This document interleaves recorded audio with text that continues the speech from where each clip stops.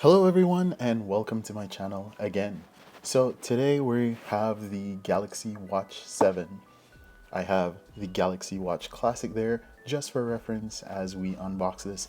And of course I got a free gift from Samsung, this Samsung Athleisure band.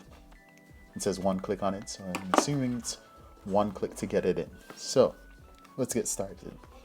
I appreciate these pull tabs to just tear these off instead of having to cut open plastic or anything like that.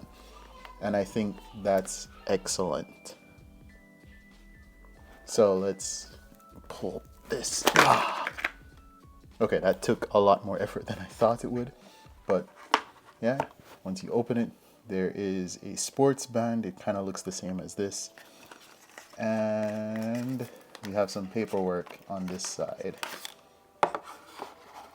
So let's put that there. And let's check out the paperwork first. So we have our quick start guide and terms and condition. That was in its own little container at the top. My problem with these boxes is I always have to open them on both sides to get everything out. So on this side we have what I assume to be the charger. Yes, the charger, which is the same as the Galaxy Watch 6 and I think before that. So if you have one of these cables, you don't necessarily have to pull this out of the box. I'm trading mine in to get this, so yeah, I have to return it. And there's nothing else in the box. Of course, we have our sports band, which has the same pull tab thing, but less. Okay, so these are actually harder to come off. Okay, so let's take a look at the sports band.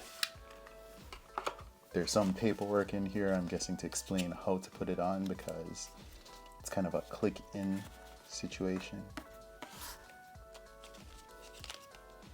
And let's see. Oh. Okay, these feel good. They're made out of rubber, plastic, but they feel stretchable. I want to say breathable, but it's not. Stretchable, flexible. And so it's kind of rigid on your skin. Now lifting this out, a few dust particles on it, but nothing a good cleaning won't solve. But anyway, this feels nice. Looks nice, but looks smaller than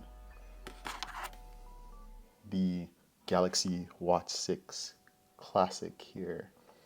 This is a lot lighter, I can tell you that. This has more heft to it. It feels more like a mechanical watch, and that's due to, well, this rotating bezel and a lot more material here to build it. Versus this feels like the typical smartwatch. I do really like this accent here. Let me zoom in on it. Yeah. I do like the accent, this orange accent on the button. Gives it a nice pop of color, and this is of course the green color I chose because I wanted it to match my OnePlus Open. Let's power it on.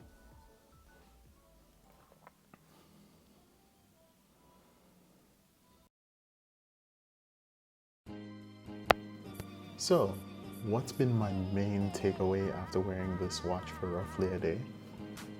I think it's a very nice looking watch. Coming from the Galaxy Watch 6 Classic, I think this actually has a more clean look, especially in this 47mm size. The display is high res, and because it's flat, it almost looks like the watch face is painted on the display. Speaking of which, this watch face released with the Watch 7s this year is beautiful. It really sells the design features of the watch.